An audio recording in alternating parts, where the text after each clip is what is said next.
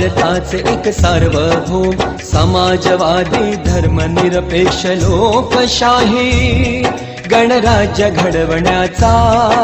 व त्याच्या सर्व नागरिकास सामाजिक आर्थिक व राजनैतिक न्याय विचार अभिव्यक्ती विश्वास श्रद्धा व उपासना यांचे स्वातंत्र्य दर्जाची व संधीची समानता